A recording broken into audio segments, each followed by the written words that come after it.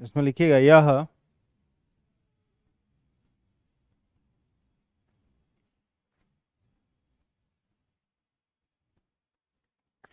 Backbone के मध्य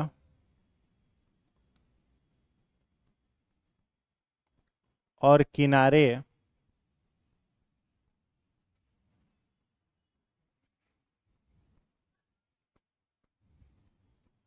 स्थित होता है। सेकंड पॉइंट, यह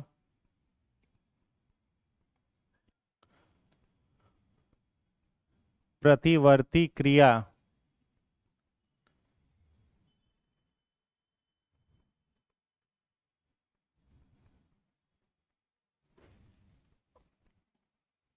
रिफ्लेक्स एक्शन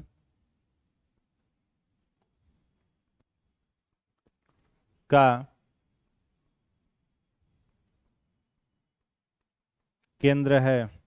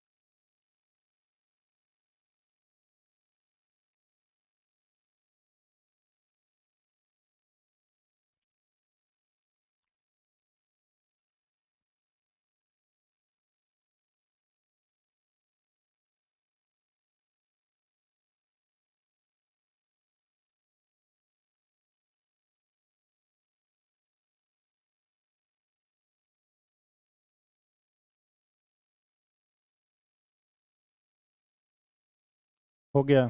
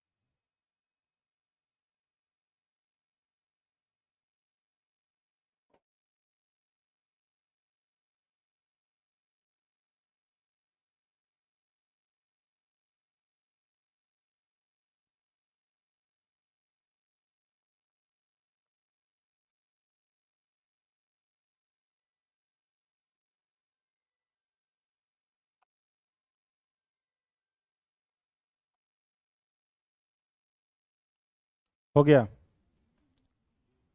एक और पॉइंट लिख लीजिएगा। प्रतिवर्ती क्रिया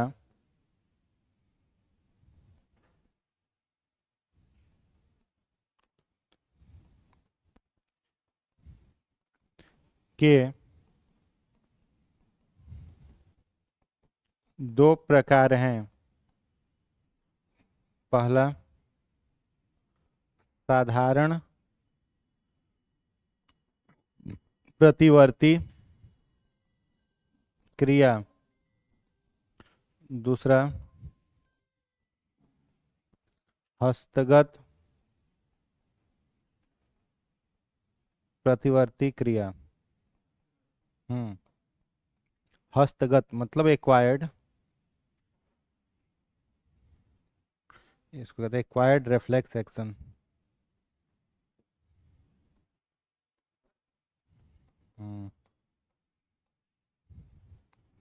दो तरह का, सिंपल रिफ्लेक्स एक्शन और एक्वायर्ड रिफ्लेक्स एक्शन।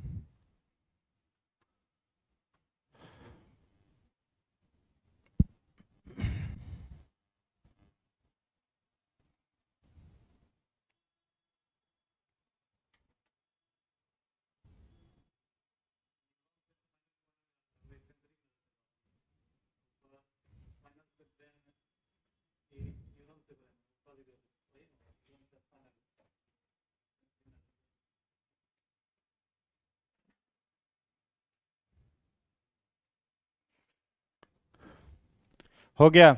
देखिए इसको, स्पाइनल कॉर्ड जो होता है, स्पाइनल कॉर्ड के बारे में क्या लिखा हुआ है, ये कहां पर लोकेटेड है, तो बैकबोन। बैकबोन मतलब रीढ़ की हड्डी, ठीक है। बैकबोन को ही कई जगह पर लिखा हुआ रहता है नोटोकॉर्ड, बैकबोन भी कहते हैं, या फिर इसको नोटोकॉर्ड भी कहा जाता है, ठीक है, रीढ़ की हड्डी। तो या फिर वर्टिब्रल कॉलम भी कहा जाता है। तो जो बैकबोन है उसके किनारे या फिर उसके मध्य में, उसके बीच में स्थित होता है कौन, स्पाइनल कॉर्ड। स्पाइनल कॉर्ड का मतलब क्या होता है, तंत्रिकाओं का गुच्छा। न्यूरॉन्स जो होता है ना, तंत्रिकाएं, उसका जो पूरा का पूरा गुच्छा होता है, ग्रुप होता है, उसको क्या बोला जाता है, स्पाइनल कॉर्ड। ये कहाँ पर लोकेट होता है, बैकबोन के बीच में या फिर बैकबोन के किनारे। रीढ़ की जो हड्डियां होती है, जैसे रीढ़ की में क्या है, वर्टिब्रल कॉलम्स हैं, हड्डियां हैं अलग अलग। अब ये जो हड्डियां हैं इनको कहा जाता है वर्टिब्रियाई, ठीक है। इन वर्टिब्रियाई के साइड में, बीच में, इन सब जगहों पर फैला हुआ रहता है कौन, स्पाइनल कॉर्ड। स्पाइनल कॉर्ड क्या काम करता है, तो प्रतिवर्ती क्रिया यानी रिफ्लेक्स एक्शन का केंद्र है। शरीर की जो भी रिफ्लेक्स एक्शन होता है वो कौन कराता है, स्पाइनल कॉर्ड।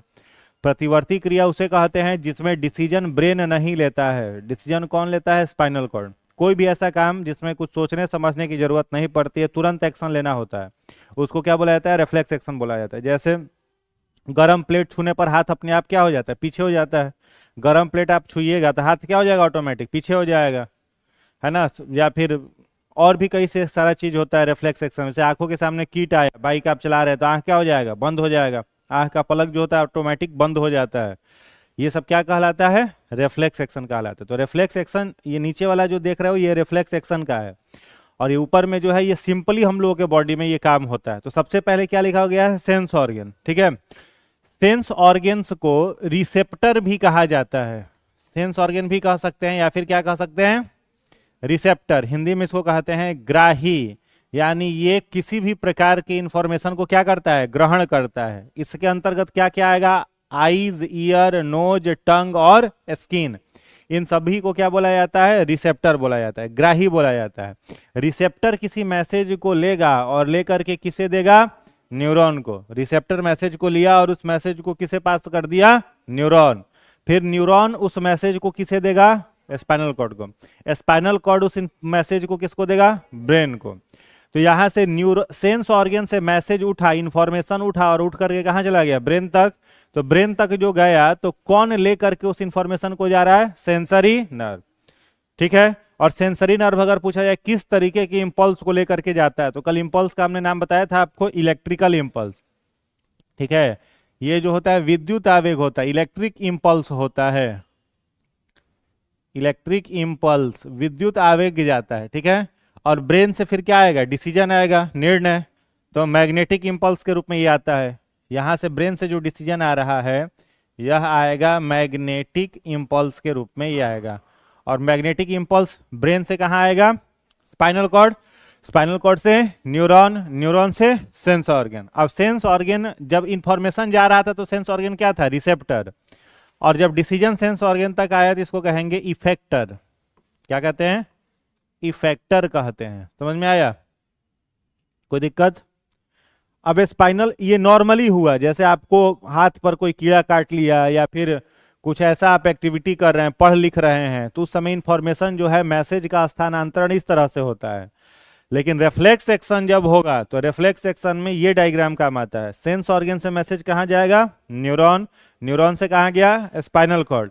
अब स्पाइनल कॉर्ड उस मैसेज को ब्रेन के पास नहीं भेजेगा, स्पाइनल कॉर्ड उस इंफॉर्मेशन को ब्रेन के पास नहीं भेजेगा, खुद उसका निर्णय देगा, और वो स्पाइनल कॉर्ड से कहाँ चला आएगा? न्यूरॉन, न्यूरॉन से वापस फिर सेंस ऑर्गन तक आ जाएगा। तो इसको हम लोग क्या कहेंगे? रिफ्लेक्स एक्शन, प्रतिवर्ती क्रिया के नाम से इसको जानेंगे। प्रतिवर्ती क्रिया कितने तरह का होता है? दो तरह का, एक सिंपल रिफ्लेक्स एक्शन और एक हस्तगत या acquired reflex action. Simple reflex action होता है जो सब लोगों में ही पाया जाए। समझ में आ रहा है? हर एक लोग में जो प्रतिवर्ती क्रिया पाई जाती है वो सिंपल रिफ्लेक्स एक्शन का उदाहरण है। जैसे आप सड़क पर चल रहे हैं, ठोकर लगा, ठेस लगा, तो आप गिर थोड़े जाते हैं, गिर जाते हैं।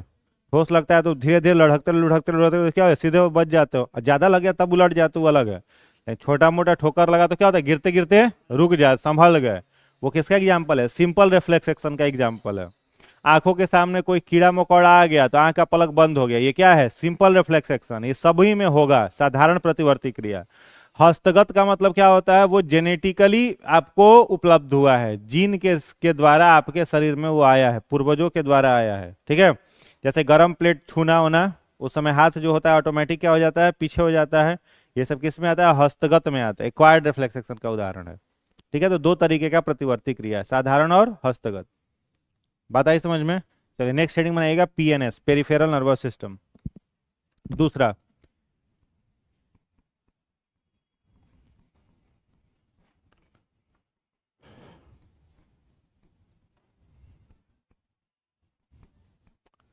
Peripheral nervous system, PNS.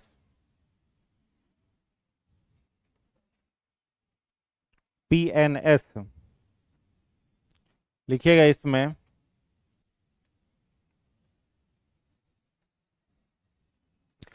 मानव शरीर की सभी तंत्रिकाएं मिलकर, मानव शरीर की सभी तंत्रिकाएं मिलकर पीएनएस का निर्माण करती है। सभी तंत्रिकाएं मिलकर पीएनएस का निर्माण करती है।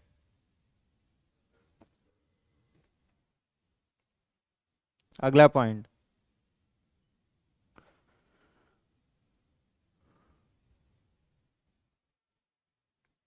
मेरुरज्जु से निकलने वाली तंत्रिकाएं, मेरुरज्जु से निकलने वाली तंत्रिकाएं, निकलने वाली तंत्रिकाएं, मेरुरज्जु से निकलने वाली तंत्रिकाएं स्पाइनल नर्व, स्पाइनल नर्व कहलाती हैं। स्पाइनल नर्व कहलाती हैं। इनकी संख्या, इनकी संख्या 31 जोड़ा, 31 पेयर, इनकी संख्या 31 जोड़ा होती है। 31 जोड़ा होती है। सेकेंड पॉइंट लिखिएगा, मस्तिष्क से निकलने वाली तंत्रिकाएं, मस्तिष्क से निकलने वाली तंत्रिकाएं, मस्तिष्क से निकलने वाली तंत्रिकाएं cranial nerve, cranial, CRANIL, cranial nerve कहलाती हैं। क्रैनियल नर्व कहलाती हैं। इनकी संख्या, इनकी संख्या 12 जोड़ा, इनकी संख्या 12 जोड़ा 12 पेयर होता है,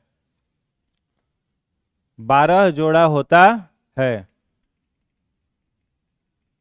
ठीक है, तो पीएनएस के अंतर्गत क्या आएगा? पीएनएस हम लोग सीएनएस में क्या क्या आया था? सीएनएस में दो चीज था ना, ब्रेन था और स्पाइनल कॉर्ड। ब्रेन और स्पाइनल कॉर्ड मिलकर क्या बनाया था? सीएनएस, केंद्रीय तंत्रिका तंत्र। दूसरा है पीएनएस, परिधीय तंत्रिका तंत्र। तो पीएनएस कौन बना रहा है? शरीर में जितनी भी तंत्रिकाएं हैं वो सारी तंत्रिकाएं मिलकर के क्या बना रहा है? पीएनएस। पीएनएस में दो चीजें आती हैं। हम लोगों के शरीर में जो भी तंत्रिकाएं हैं, नर्व्स हैं, वो दो जगहों से निकलता है। एक कहां से निकलता है? मेरुरज्जु से, और एक कहां से निकलता है? ब्रेन से। तो जो मेरुरज्जु से निकल रहा है उसको क्या कहेंगे? Spinal nerve. तो टोटल स्पाइनल नर्व कितना होता है? 31 जोड़ा, 31 पेयर। और दूसरा है नर्व्स कहां से निकलता है? मस्तिष्क से, ब्रेन से। तो ब्रेन से जो नर्व निकलेगा उसको क्या कहेंगे? Cranial nerve. क्रैनियल नर्व की संख्या कितना होगा? 12 जोड़ा, 12 पेयर होगा। बात आई समझ में? तो पीएनएस किससे बना है? ग्रुप ऑफ नर्व्स, नर्व्स के ग्रुप से बना है। चलिए लास्ट और तीसरा, थर्ड लिखिएगा, autonomous nervous system. Autonomous nervous system, ANS.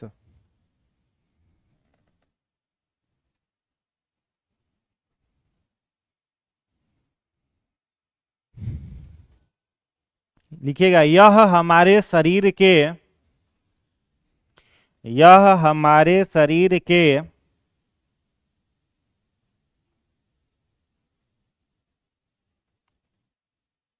आंतरिक अंगों के क्रियाओं को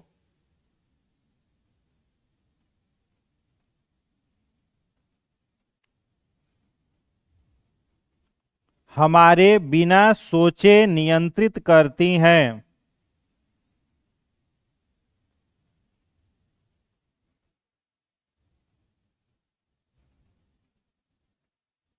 अगला पॉइंट, एएनएस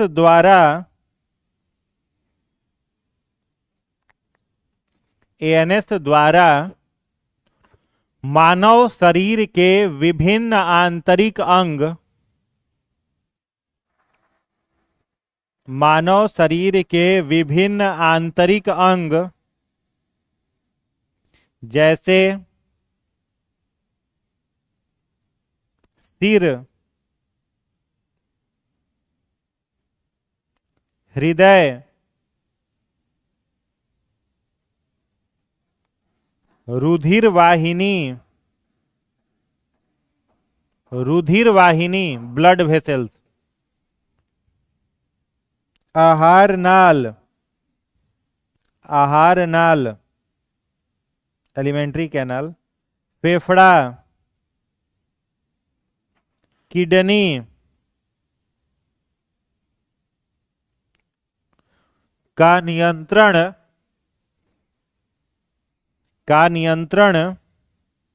होता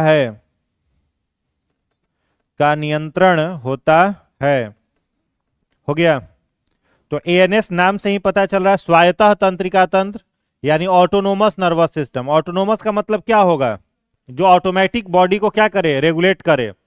ठीक है, उसमें ब्रेन का कोई रोल नहीं है। तो ऑटोनोमस में क्या क्या काम आ जाएगा? जैसे बॉडी का जो भी आंतरिक अंग है वो आपके सोचने के अनुसार तो काम नहीं कर रहा है। आप सोच करके हृदय के चीजों को नियंत्रित नहीं कर सकते हैं, आहार नाल को नियंत्रित नहीं कर सकते हैं, फेफड़ा को नियंत्रित नहीं कर सकते हैं।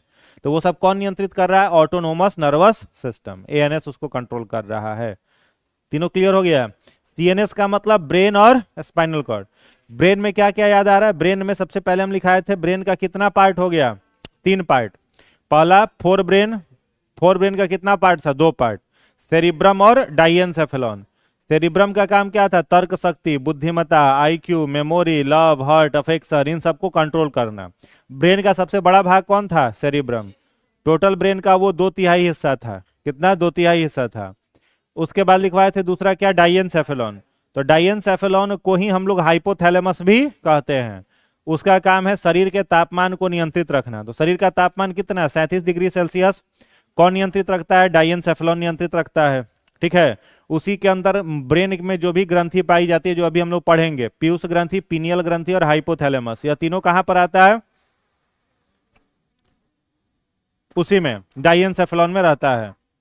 उसके बाद दूसरा पार्ट कौन सा था? उसके बाद मिड ब्रेन था, मध्य मस्तिष्क। तो मध्य मस्तिष्क में ऑप्टिक नर्व्स पाया जाता है। क्या पाया जाता है? Optic nerves. ठीक है, नर्व्स है मतलब आंखों में जो मांसपेशियां होती हैं उसका नियंत्रण कौन करता है? मिड ब्रेन करता है। ठीक है, यानी देखने में मदद करता है। और तीसरा क्या था उसमें? Hind brain. हिंड ब्रेन के कितना भाग था? 2 भाग। पहला भाग था सेरिबेलम। तो सेरिबेलम में क्या लिखवाए थे? बॉडी के पोस्चर को मेंटेन करता है, शरीर का संतुलन बनाता है। ठीक है, शरीर का संतुलन बनाता है। और शरीर के संतुलन को बनाने के लिए वह किसका मदद लेता है? तो कर्ण पल्लव का। किसका लेता है? कर्ण पल्लव का। इससे अगर आप क्वेश्चन देखोगे तो जहां तक हमें याद है बीपीएससी टीआरई 3 में, नहीं 3 में नहीं, हाँ 3 में, हाँ 3 में 6 to 8 में इससे क्वेश्चन था कि मानव के शरीर के को बैलेंस कौन करता है? ह्यूमन के बॉडी को बैलेंस यानी नियंत्रित कौन करता है? समझ में आ रहा है? ऑप्शन में देखो क्या क्या दिया हुआ था। ऑप्शन में पहला था सेरिबेलम, दूसरा ऑप्शन था नाक, तीसरा ऑप्शन था कान, और चौथा ऑप्शन था इसमें सेरिब्रम। बताओ, मानव के शरीर को नियंत्रित कौन सा अंग करता है? क्या हो जाएगा? कान। अगर क्वेश्चन में यह पूछा रहता है कि मस्तिष्क का कौन सा भाग शरीर को नियंत्रित करता है, तो आंसर क्या हो जाता है? सेरिबेलम। लेकिन यहां पर शरीर का अंग नहीं दे रहा है। क्या दे रहा है? मस्तिष्क का अंग नहीं दे रहा है। क्या दे रहा है? शरीर का अंग। तो ये जो सेरिबेलम है ना, यह बॉडी को मेंटेन करने के लिए सूचना कहां से प्राप्त करता है? ये कान से ही सूचना प्राप्त करता है। कान का मतलब ये बाहरी कान, इसको कहते हैं कर्ण पल्लव। क्या कहते हैं? कर्ण पल्लव, एक्सटर्नल पिन्ना कहते हैं। यही शरीर के संतुलन को नियंत्रित रखता है। बात आई समझ में? यही इंफॉर्मेशन किसको देता है? सेरिबेलम को। तो क्वेश्चन पढ़ करके ठीक से बनाना पड़ता है, ध्यान से पढ़ करके। शरीर के को बैलेंस करने वाला अंग कौन सा हो गया? कान। और मस्तिष्क का भाग पूछता तब क्या होता है? सेरिबेलम हो जाता। बहुत लोग सेरिबेलम लिखा है, कान कोई सोचबे नहीं किया, जबकि हम थ्योरी में हर जगह इस चीज को लिखवाए हैं। ठीक है, कि यह शरीर को नियंत्रित करने के लिए कान के बाहरी भाग से सूचनाओं को ग्रहण करता है। दिखाए है ना जी? हाँ, इसलिए कान होगा आंसर में। बात समझ में आया? शरीर को मेंटेन कौन रखा है? तो कान ये ऊपर वाला नहीं रहेगा, अंदर वाला तो ईयर ड्रम रहेगा ना। अंदर कैसे नहीं? अंदर कैसे नहीं रहेगा? इससे कोई खास मतलब नहीं है। ई कान थोड़े है, ईयर ड्रम वगैरह सब अंदर है ना। ठीक है, तो शरीर को मेंटेन कौन रखता है? कान रखता है।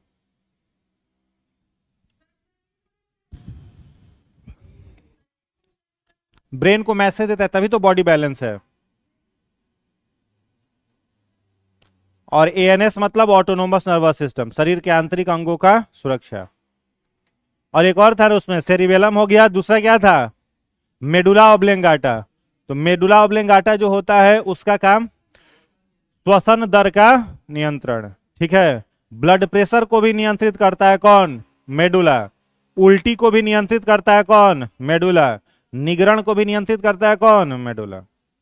ठीक है, पाचन तंत्र में लिखाए थे आप लोगों को कि एपिग्लॉटिस जो होता है, एपिग्लॉटिस कहां पर है? भोजन नली और श्वास नली के बीच है ना। तो उस एपिग्लॉटिस को कंट्रोल कौन करता है? मेडुला। तो श्वसन दर का नियंत्रण, उल्टी का नियंत्रण, निगरण माने भोजन को निगलने का नियंत्रण सब किसका है? मेडुला ऑब्लेंगाटा का। बात आई समझ में? नहीं आया? आ गया? नहीं आया समझ में? ठीक है, उस स्पाइनल कॉर्ड किसका केंद्र हो गया? प्रतिवर्ती क्रिया का। ठीक है, स्पाइनल कॉर्ड के बाद पीएनएस है। तो पीएनएस में 2 तरीके का तंत्रिका पढ़ना है। पहला तंत्रिका कौन सा है इसमें? स्वायत्त ये क्रैनियल नर्व। क्रैनियल नर्व की संख्या 12 जोड़ा। दूसरा स्पाइनल नर्व, स्पाइनल नर्व की संख्या 31 जोड़ा। स्पाइनल नर्व कहां से निकलेगा? स्पाइनल कॉर्ड से। क्रैनियल नर्व कहां से निकलेगा? ब्रेन से। ठीक है, और एएनएस हो गया लास्ट में आपका। इतना ही था इसमें। तो पौधा में हम लोग नियंत्रण समन्वय पढ़े थे किन किन चीजों से? दो चीजों से था ना, हार्मोन और ट्रॉफिज्म। पौधा में क्या था? हार्मोन और ट्रॉफिज्म। मनुष्य में क्या है? तंत्रिका तंत्र और हार्मोन। तंत्रिका तंत्र पढ़ लिया हम लोग। अब क्या पढ़ना है? मनुष्य में पाए जाने वाला हार्मोन। तो हेडिंग बनाइए हार्मोन।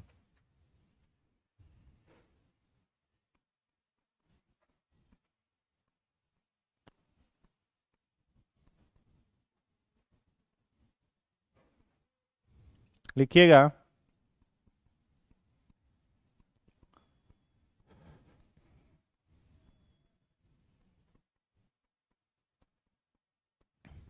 हार्मोन शब्द की उत्पत्ति हार्मोनिया से हुई है, जिसका मतलब वृद्धि हेतु उद्दीपित स्टिमुलेट फॉर ग्रोथ करना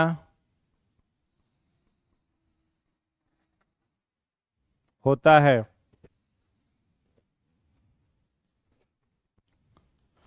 मानव में हार्मोन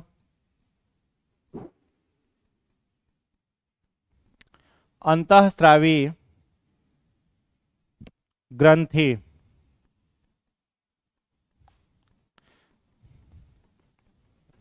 इंडोक्राइन ग्लैंड्स से निकलता है, जो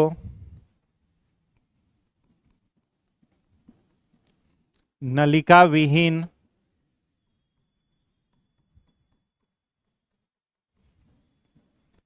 डक्टलेस होती हैं।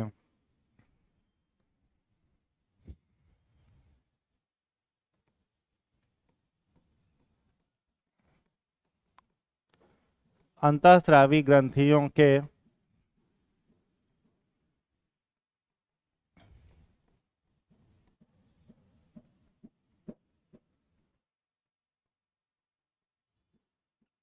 निम्न उदाहरण हैं।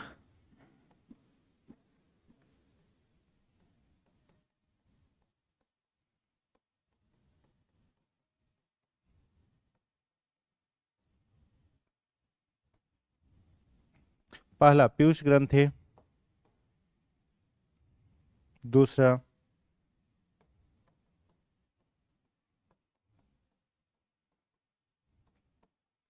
औटू ग्रंथि, थायराइड ग्लैंड,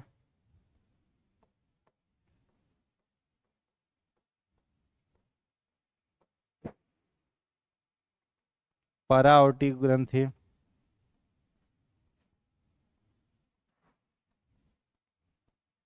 पाराथायरॉइड ग्लैंड, चौथा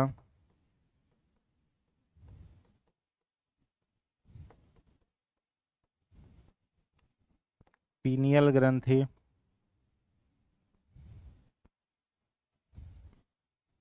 पीनियल ग्लैंड,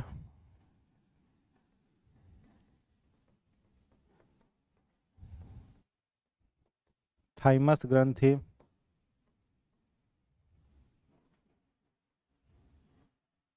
थाइमस ग्लैंड,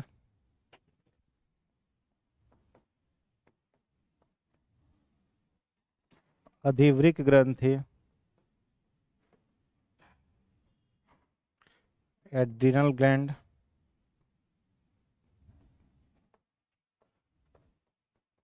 जनन ग्रंथि, गोनेट्स।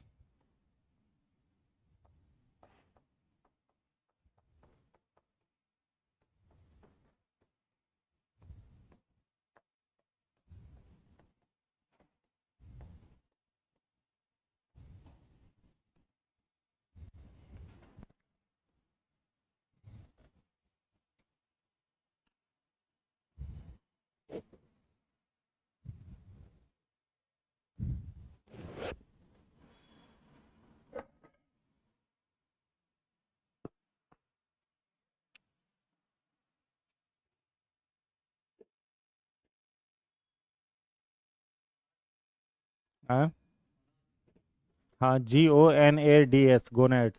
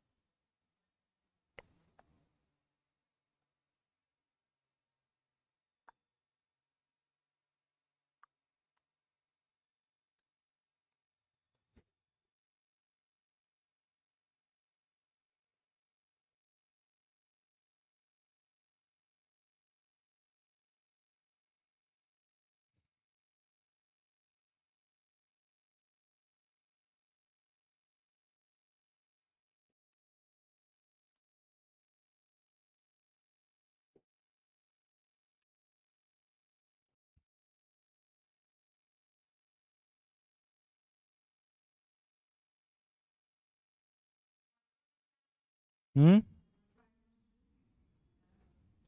थाइमस।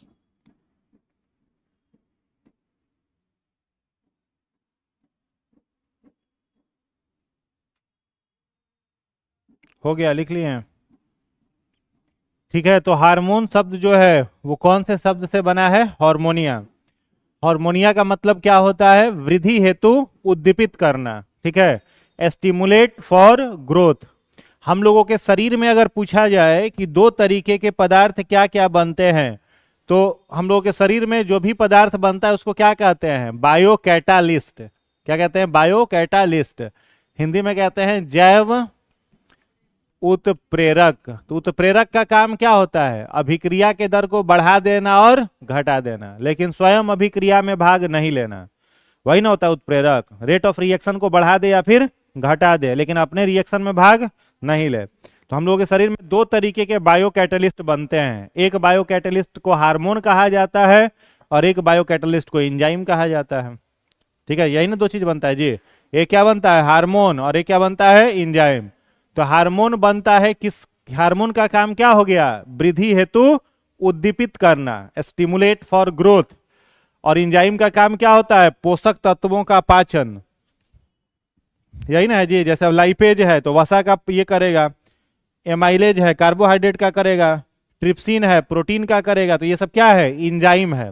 एंजाइम का काम पाचन, हार्मोन का काम वृद्धि। ठीक है, हार्मोन किसके द्वारा स्रावित होता है? किससे निकलता है? अंतःस्रावी ग्रंथियों से। अंतःस्रावी ग्रंथि को ही इंडोक्राइन ग्लैंड कहा जाता है, जबकि एंजाइम जो होता है वो किससे निकलता है? बाह्य स्रावी ग्रंथि से। एंजाइम किससे निकलेगा? बाह्य स्रावी, एक्सोक्राइन से। और हार्मोन किससे निकलेगा? इंडोक्राइन, अंतःस्रावी से निकलेगा। बात समझ में आ गया? जो भी अंतःस्रावी ग्रंथि होती है उसमें किसी भी प्रकार का डक्ट, नलिका नहीं लगा हुआ रहता है। इसीलिए पहले भी हम पढ़ाए हैं पाचन में, जो भी अंतःस्रावी ग्रंथियां होती हैं वह कैसी होती हैं? नलिका विहीन। उसमें कोई ट्यूब, पाइप, डक्ट, नलिका नहीं लगा हुआ है। और जो भी एक्सोक्राइन ग्लैंड होता है बाह्य स्रावी, वो नलिका युक्त तो होता है। अब जैसे आपके मुख में एक है थायरॉइड, ये पैरोटिड ग्लैंड। कौन सा ग्लैंड? पैरोटिड। लार निकालता है। तो पूछे कि अगर कि पैरोटिड ग्लैंड में नलिका है क्या, तो क्या बोलोगे? है। उसी नलिका में बहता हुआ सेलाइवा बाहर निकलता है। ठीक है, अब आपसे कहे कि आंख में कौन सा ग्लैंड है, तो आंख में है लेक्राइमल ग्लैंड। तो लेक्राइमल ग्लैंड में नलिका है जिससे आंसू बाहर निकलता है बहते हुए। समझ आ रहा है? तो बाह्य स्रावी ग्रंथियों में नलिका होता है और अंतःस्रावी ग्रंथियों में नलिका नहीं होगा। ठीक है, तो ये ग्रंथियां कैसी होंगी? डक्टलेस होंगी। अंतःस्रावी ग्रंथियों का उदाहरण लिखा हुआ है, पीयूष ग्रंथि हो गया, पीनियल हो गया, थायराइड हो गया, पाराथायरॉइड हो गया, पीनियल हो गया, थाइमस हो गया, अधिवृक हो गया, जनन ग्रंथियों में वृषण और अंडाशय हो गया। क्लियर? हेडिंग बना लीजिएगा, पीयूष ग्रंथि।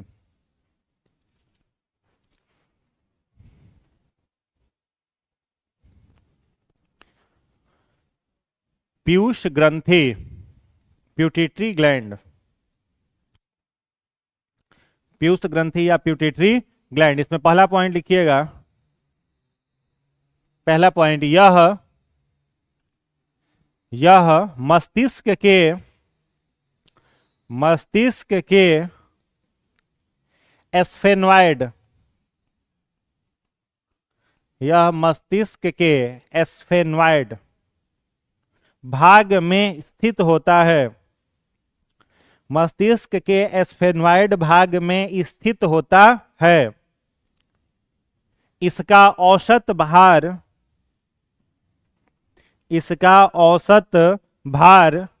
0.8 ग्राम, ठीक है, 6 ऐड कर लीजिए, बढ़ते अब 2.2 ग्राम वैरी कर ही सकता है ना, 0.6 से 0.8 ग्राम होता है, 0.6 से 0.8 ग्राम होता है। हो गया। यह अगला पॉइंट, यह दूसरी छोटी ग्रंथि है, दूसरी छोटी ग्रंथि है जिसे मास्टर ग्लैंड कहते हैं, जिसे मास्टर ग्लैंड कहते हैं। अगला पॉइंट, यह सभी अंतःस्रावी ग्रंथियों का नियंत्रण, सभी अंतःस्रावी ग्रंथियों का नियंत्रण, यह सभी अंतःस्रावी ग्रंथियों का नियंत्रण करता है, सभी अंतःस्रावी ग्रंथियों का नियंत्रण करता है। अपवाद,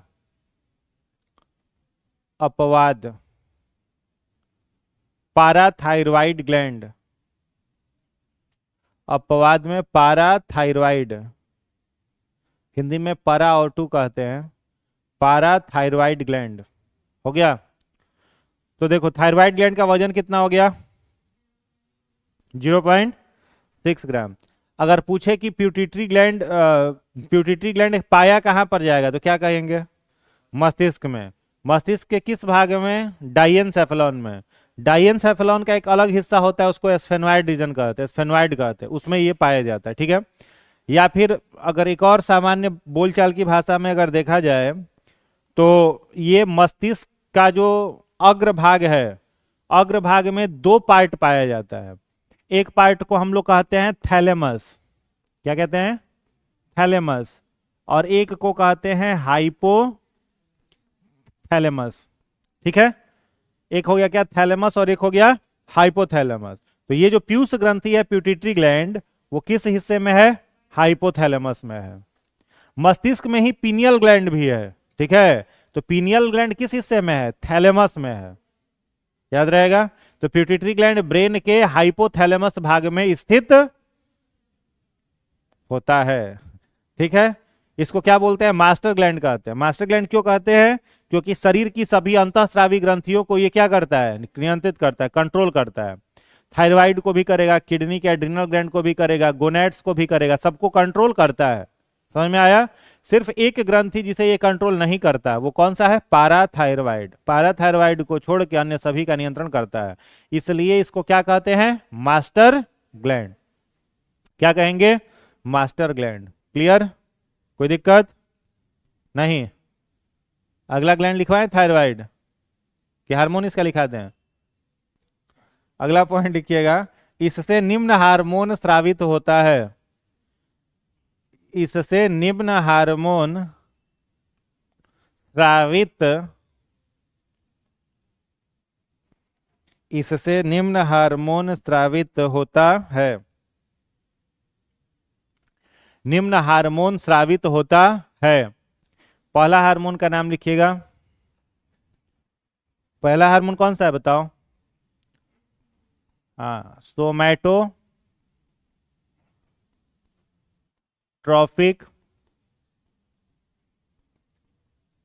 पहला हार्मोन लिखिए सोमैटोट्रॉफिक, सोमैटोट्रॉफिक हार्मोन, ब्रैकेट में लिख लेना STH। जरूरी नहीं कि पूरा नाम देगा, सोमैटोट्रॉपिक शॉर्ट में लिख देगा STH। का काम बताइए, बताइए काम। शरीर को एनर्जी देता है। ये बोल रहे हैं शरीर को, मतलब ये मतलब ही का मतलब क्या? शरीर को मतलब ही मतलब हो गया सोमैटोट्रॉपिक हार्मोन। इसमें डैश देकर के लिखिएगा, यह हड्डियों की लंबाई बढ़ाता है, यह हड्डियों की लंबाई बढ़ाता है, इसलिए इसे वृद्धि हार्मोन,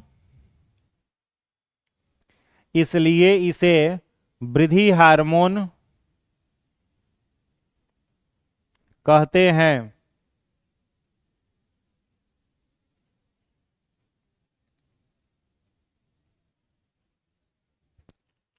पौधा का वृद्धि हार्मोन कौन सा था? ऑक्सिन। मनुष्य का वृद्धि हार्मोन STH। ठीक है। हड्डी का लंबाई कौन बढ़ाता है? अब सामान्य सा बात है, जिसमें STH कम बनेगा वो क्या रहेगा? कम हाइट का। जिसमें STH ज्यादा बनेगा वो क्या होगा? ज्यादा हाइट का। ठीक है। अगला पॉइंट, STH की अधिकता से, STH की अधिकता से एक्रोमीगैली या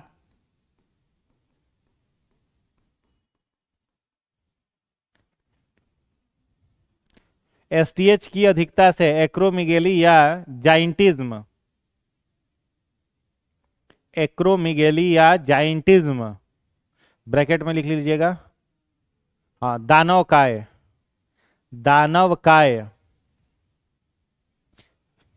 रोग, रोग एवं इसकी कमी से, एवं इसकी कमी से ड्वार्फिज्म, DWAR, PHISM ब्रैकेट में बौनापन, बौनापन, बौनापन रोग होता है, बौनापन रोग होता है। बात आई समझ में? STH ज्यादा बनेगा तो कौन सा बीमारी? जाइंटिज्म या एक्रोमीगैली। STH कम बनेगा तो बौनापन। हाँ, तो रोग नहीं है तो क्या है? डिजीज है ना। ठीक है। बहुत लोगों का हाइट जो होता है वो 3 फीट और भी कम, 2 फीट 2.5 फीट तक रहता है, वो उसमें STH प्रॉपर नहीं बनता है।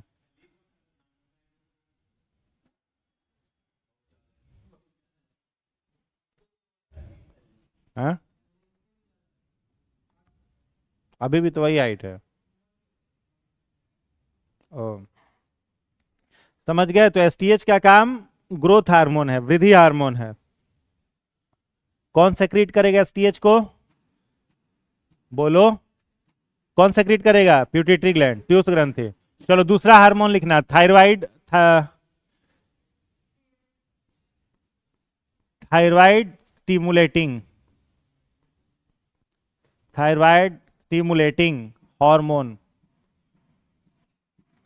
ब्रैकेट में लिखिएगा TSH। हाँ, प्यूटिटरी का ही दूसरा hormone, thyroid stimulating hormone TSH, TSH हो गया। लिखिएगा, यह थायराइड ग्रंथि को, थायराइड ग्रंथि को थायरॉक्सिन, थायरॉक्सिन स्रावित करने हेतु, थायराइड ग्रंथि को थायरॉक्सिन स्रावित करने हेतु प्रेरित करता है, प्रेरित करता है। तो आपका थायराइड ग्लैंड कौन सा हार्मोन बनाता है? थायरॉक्सिन। ठीक है। अगर आपका प्यूटिटरी ग्लैंड ये TSH नहीं बनाए तो आपका थायराइड ग्लैंड थायरॉक्सिन नहीं बनाएगा। क्या हम कह रहे हैं, समझ में आ रहा है? TSH जो है ये थायरॉक्सिन हार्मोन नहीं है। आपके शरीर में थायरॉक्सिन निकालने के लिए ये थायराइड ग्रंथि को क्या करता है? प्रेरित करता है। नहीं आ रहा है समझ में? अगर टीएसएच नहीं निकले तो कौन सा हार्मोन नहीं बनेगा? थायरोक्सिन। यानी आपका थायराइड ग्रंथि काम नहीं करेगा। तो कंट्रोल किया कि नहीं किया ये थायराइड ग्लैंड को? कर दिया कि नहीं किया जी? कर लिया, नियंत्रित कर लिया। बात आ रहा है समझ में? तो this TSH is not thyroxine, it is only release to stimulate thyroid gland for secretion of thyroxine. Clear है? चलिए तीसरा हार्मोन लिखिएगा, third,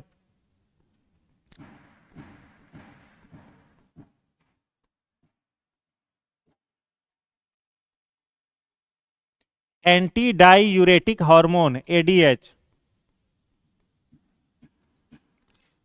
anti diuretic hormone ADH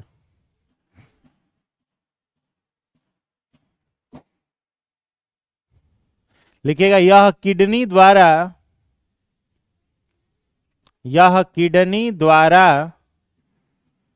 जल के पुनर्अवशोषण में, किडनी द्वारा जल के पुनर्अवशोषण में मदद करता है, जल के पुनर्अवशोषण में मदद करता है। किडनी जो है वो वाटर को क्या करता है? रीएब्जॉर्ब। नहीं रीएब्जॉर्ब करेगा तो किडनी में यूरिया तो जमा रह जाएगा। किडनी याद है पढ़ाए थे, तो उसमें क्या हम बताए थे किडनी में, कि किडनी में रीनल आर्टरी के द्वारा क्या आता है? यूरिया वाला ब्लड, और किडनी यूरिया को छान लेता है, फिर वो यूरिया में पानी जाता है, तब ना यूरिन बन के बाहर निकलता है यूरिया। तो कौन वाटर को रीएब्जॉर्ब कराता है? ADH, anti diuretic hormone. ठीक है, तो किडनी द्वारा जल के पुनर्अवशोषण में मदद कौन करेगा? ADH। क्लियर है? चलिए नेक्स्ट लिखिएगा, चौथा, Adreno cortico traffic hormone ACTH। Adreno corticotropic hormone ACTH।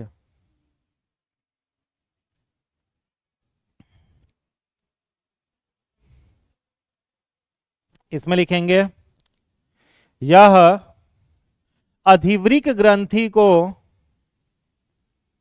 अधिवृक्क मतलब एड्रिनल ग्लैंड, अधिवृक्क ग्रंथि को, अधिवृक्क, वृक्क माने किडनी, यह अधिवृक्क ग्रंथि को cortisol, CORTISOL, CORTISOL, cortisol hormone स्रावित करने हेतु, कॉर्टिसोल हार्मोन स्रावित करने हेतु प्रेरित करता है, प्रेरित करता है। आपका किडनी कौन सा हार्मोन बनाता है? किडनी कौन सा हार्मोन बनाता है? कॉर्टिसोल। कौन सा हार्मोन? कॉर्टिसोल। और आपका किडनी कॉर्टिसोल हार्मोन बनाए, उसके लिए कौन सा हार्मोन जरूरी है? ACTH। अगर ACTH नहीं बनेगा तो किडनी कॉर्टिसोल नहीं बनाएगा। तो ये किडनी को कंट्रोल कर लिया कि नहीं कर लिया? बोलो ना जी, कर लिया ना ACTH निकाल करके। क्लियर है? नेक्स्ट लिखिएगा, पांचवा,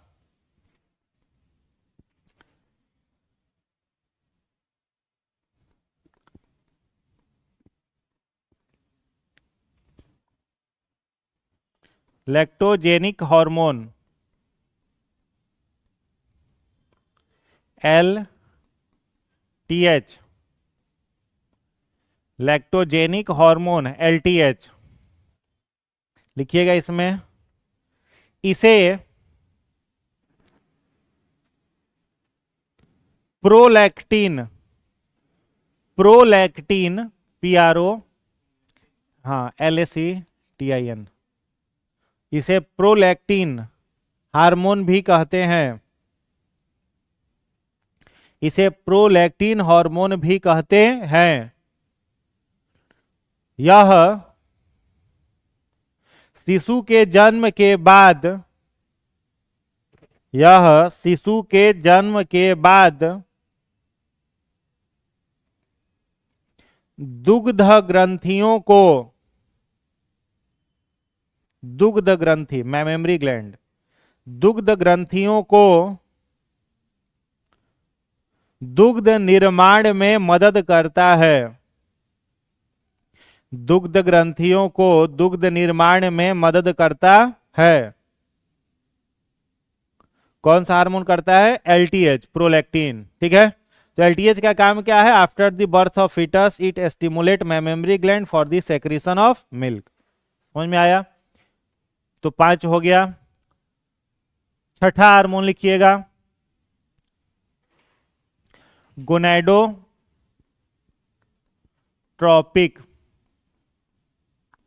हार्मोन।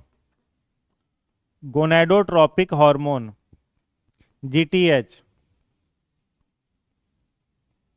Gonadotropic hormone, जीटीएच।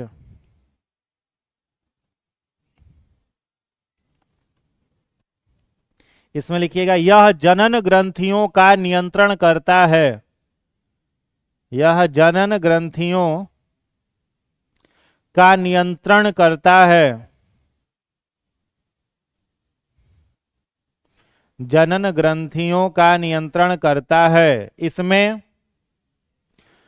2 हार्मोन सम्मिलित हैं। 2 हार्मोन सम्मिलित हैं। पहला follicle stimulating hormone, FSH. Follicle stimulating hormone, FSH. हाँ,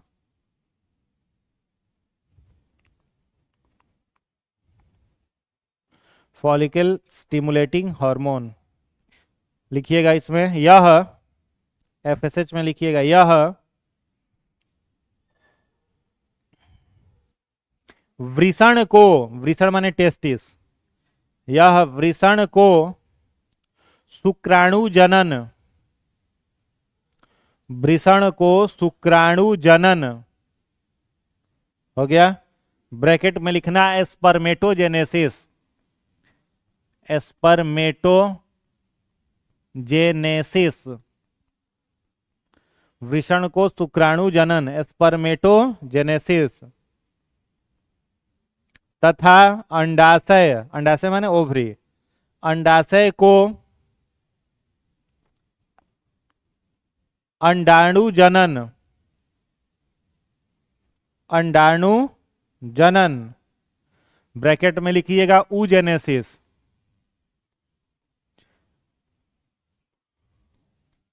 ऊजेनेसिस हेतु प्रेरित करता है, हेतु प्रेरित करता है। ऊजेनेसिस हेतु प्रेरित करता है। हो गया। जिसमें देखिए पहला हार्मोन कौन सा है? एफएसएच। एफएसएच जीटीएच में ही एक हार्मोन पहला कौन सा है? एफएसएच। एक ही साथ इसको समझा देते हैं, समझ में आया? पहले एक हो गया ना एफएसएच, अब इसमें दूसरा भी लिख ही लो फिर समझाते हैं।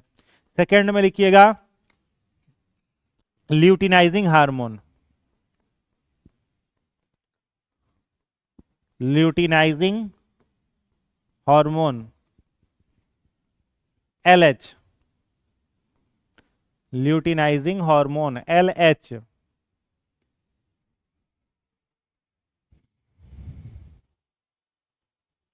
देखिएगा यह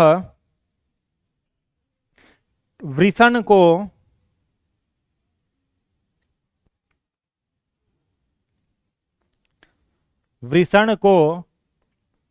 टेस्टोस्टेरॉन,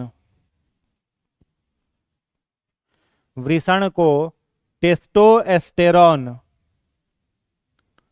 तथा अंडाशय को, तथा अंडाशय को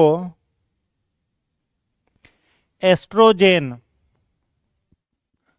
अंडाशय को एस्ट्रोजेन स्रावित करने हेतु,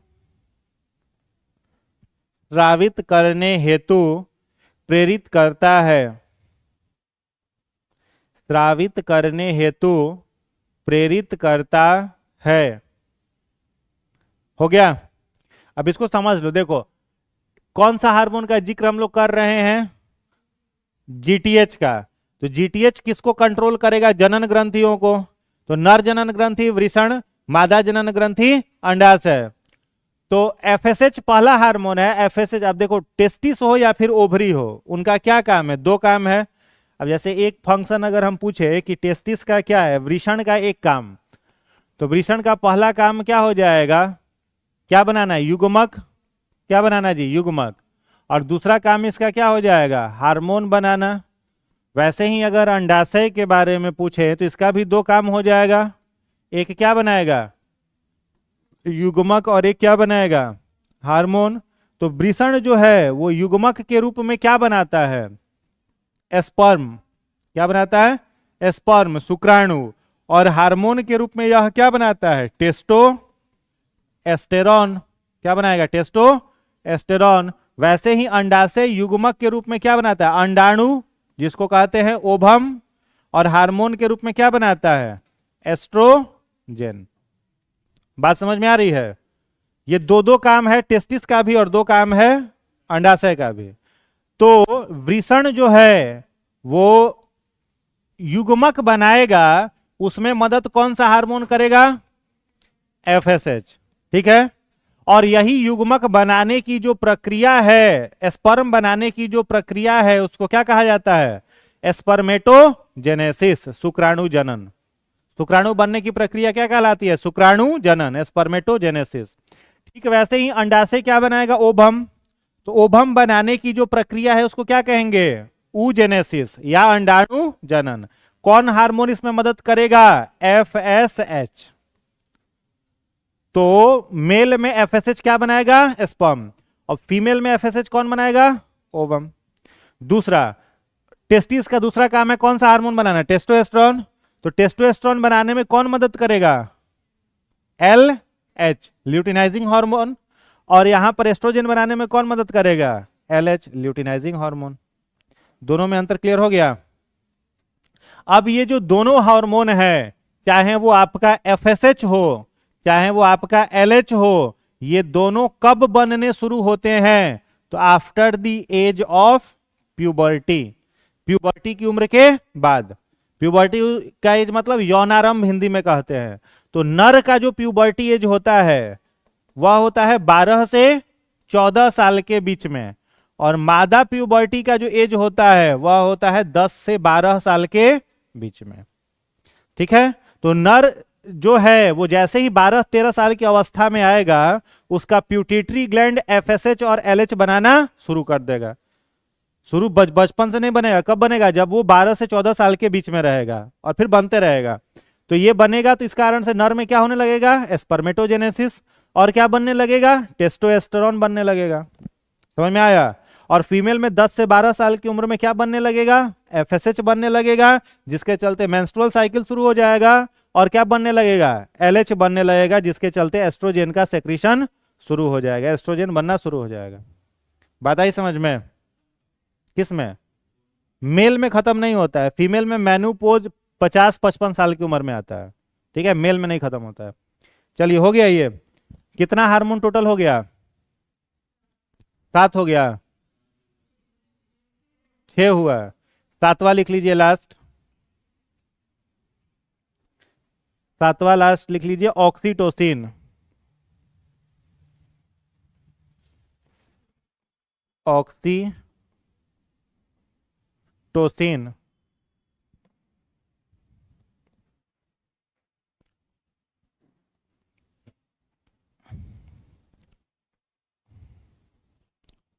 ऑक्सीटोसिन लिखिएगा इसमें। इसे इसे bond hormone, BOND, bond, BOND, bond hormone, comma, binding hormone, BINDING,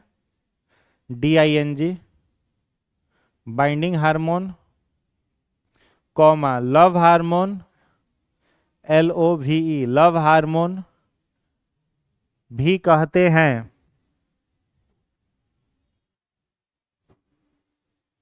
अगला पॉइंट, इसके कारण शिशु और मां के बीच, शिशु और मां के बीच, शिशु और मां के बीच भावनात्मक संबंध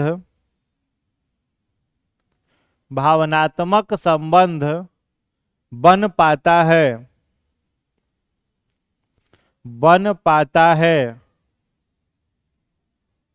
अगला पॉइंट, यह हार्मोन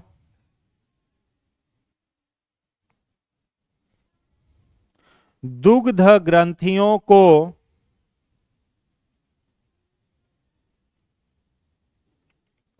दुग्ध स्रावित करने में